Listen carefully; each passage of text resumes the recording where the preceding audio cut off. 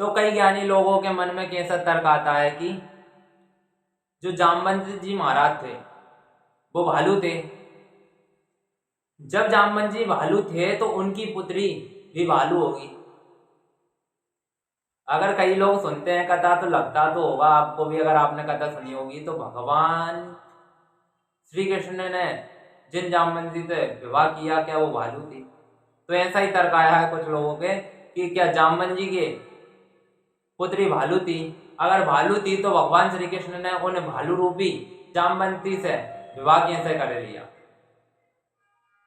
नहीं, सोचने में भी कोई दिक्कत नहीं है, मतलब बढ़िया है जो ऐसा तर्क आ रहा है, लेकिन ऐसा कुछ भी नहीं है। वो भालू नहीं थी, वो एक देव कन्या थी। जामवंत जी की जो पुत्री थी वो एक देव कन्या थी।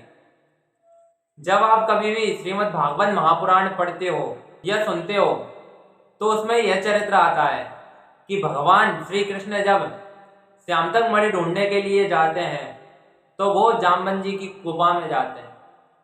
तो जब वो वहां पर अंदर प्रवेश करते हैं तो उनको एक सुकोमल प्यारी सी कन्या रूप में, मानवी रूप में जामवंती दिखाई देती है। वहां उन्हें एक दिव्य कन्या के रूप में वर्णित किया गया है।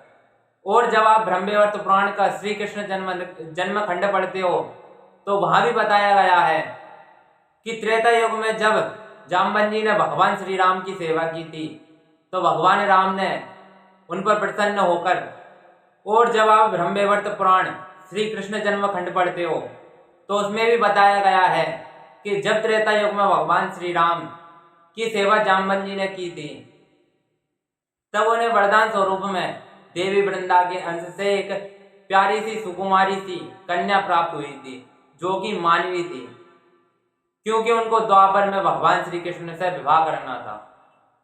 इसका अर्थ यह है कि माता जामवंती मानवी ही थी, भले ही वो जामवंत जी की पुत्री हो, एक भालू की कन्या हो, लेकिन जामवंती भालू नहीं मानवी ही थी। जय श्री राधे।